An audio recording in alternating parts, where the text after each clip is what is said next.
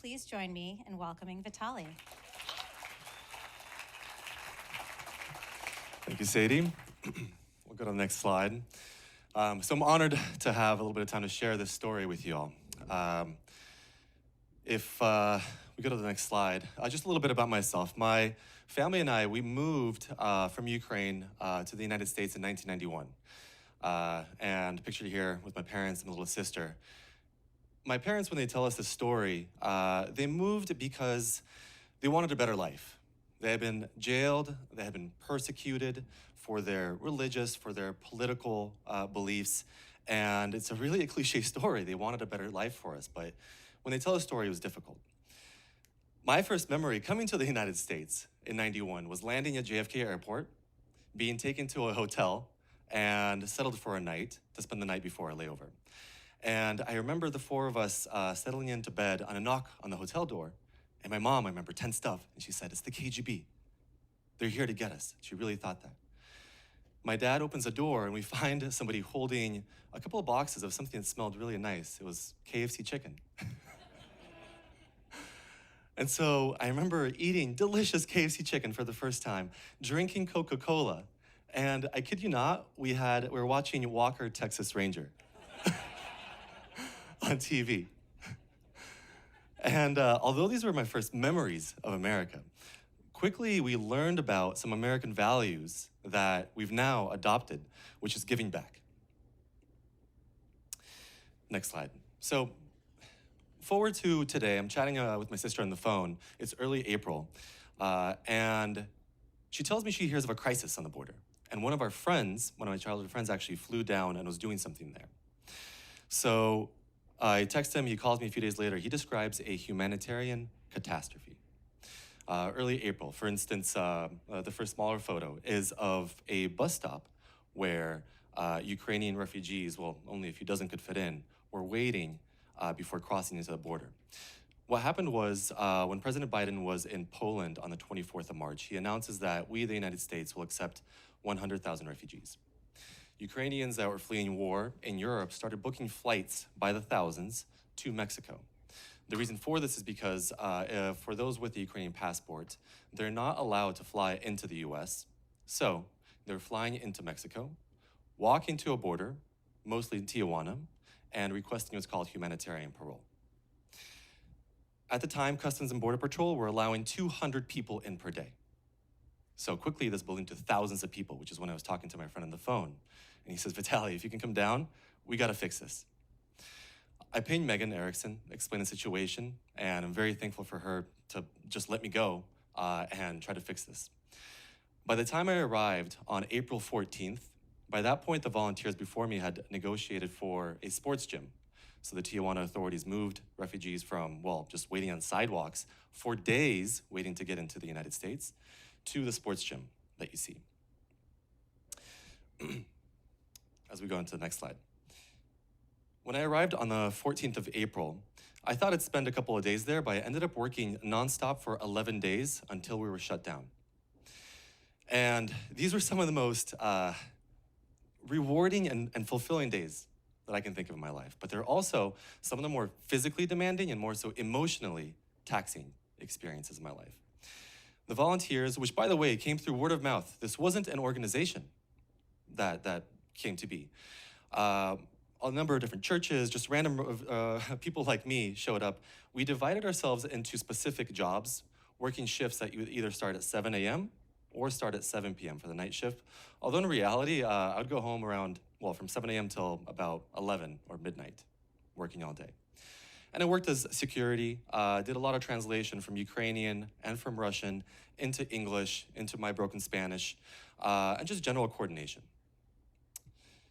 So here's how things worked. Refugees would fly from Europe to either Cancun or Mexico City, then take a connecting flight to Tijuana, where they'd be greeted by our volunteers at the airport holding Ukrainian flags, which we'd explain what we were able to do, which is register them for the border, and then take them to our refugee camp. I would be there waiting with a number of other people, taking the influx of refugees, waiting at this camp. Waits would vary between 12 hours to 24 hours before we'd board them onto a bus and take them to a border crossing. And so I'd be part of that team. So as part of my work, I did a lot of security work. So I did a lot of screening any and all visitors into the sports complex.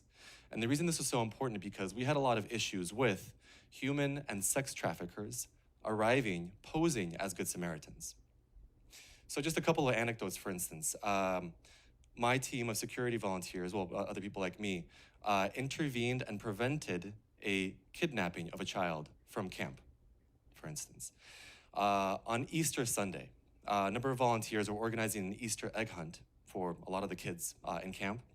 And this was on a field. There's a fence dividing the field and the street. One of the guys approaches me and says, "Vitaly, we've got a problem." Points down the street, and we find, unfortunately, we find the remains of a female body without a head, without arms, legs bound. So we had the federal police come in and help us with that. We escorted a woman who was in our camp offering free legal services.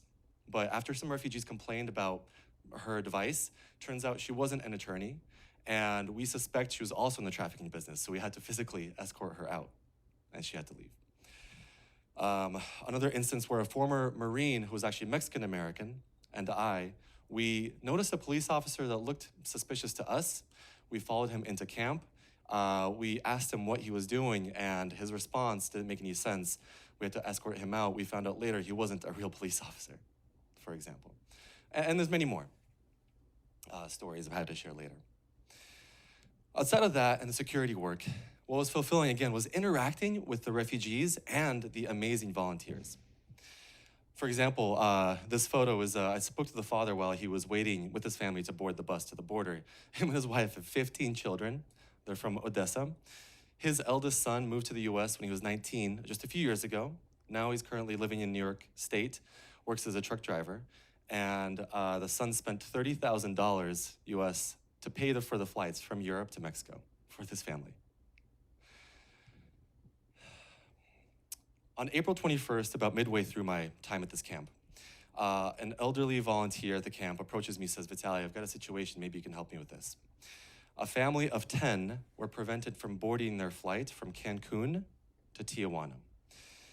The issue was that day, the Biden administration announces a change to the program, such that after the 24th of April, Ukrainian refugees were no longer being allowed into the United States by presenting themselves to the border, and there'd be a new program that was launching. That meant we had 3 days for anybody who wanted to come to Tijuana across the border. They had to arrive before the 25th. Now, I jump on the phone to try to help out. By that point, the airline admitted fault and rebooked the family of 10, but for the 25th of April. So that wasn't acceptable. I jump on my laptop, search for various flights. There's nothing available because thousands are trying to make it before the 25th. Jump on a phone, I'm told the same thing.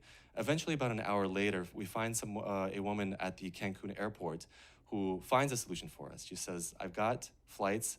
I could move this family from Cancun to Puebla, a city in the south, then via another airline to Tijuana the next day." The cost was $5,000. By that point, I'd learned enough about this family. They did not have very much money at all. Thought about it for a second. It's either sending back the family to Europe, asking them to wait in Mexico for a month at best, or get him over. So told the lady, "Let's go ahead. I'll book the flights and my credit cards." I do that. I find a hotel for the family for that night in Cancun, call the father and explain that everything's gonna be okay. We'll get you to Tijuana. And then on the next night, the 22nd, I snapped this photo. They arrived to camp around 11 p.m. I convinced the family to spend the night in the gym. The next morning, they crossed the border. And on that side, there are a host of volunteers and organizations. For this family, the Jewish Family Service was very helpful, and they actually paid for their flights to Philadelphia, where they're today. In terms of the 5K, I thought, look, I can afford it. I can figure it out. Once the family made it into the US, I posted this to my Instagram stories, asking my friends, look, if you want to help me out, send me a Venmo. The next morning, I wake up to over $8,000 in my Venmo account. So, incredible. Victor's story, I'm not going to go into right now, but this man and his wife lived through some serious war crimes, and he shared video evidence of the things he described with me. So I plan on sharing his story during a humaning event. Still trying to figure out what to do with this information because I think the world needs to know. That's for a later time. So what can we do? Well, this war is not over, sadly. I haven't talked about, but many of you know about Bake for Ukraine, which is a campaign my family and I are supporting. My uncle is in Ukraine running this campaign. Thank you so much to those of you who have donated. You have been feeding thousands of people, so thank you very much for that. Secondly, there's a new program called Uniting for Ukraine. If you would like to sponsor a family in the US, they have to have a sponsor now in order to be refugees that are accepted into the US. Happy to speak to you about that and connect you to families. And lastly, let's live this American value of giving back, whether it's our time, using Google resources, our money. I encourage you, give back. It's something my family and I have adopted, and I think Google lives those values, so thank you for that.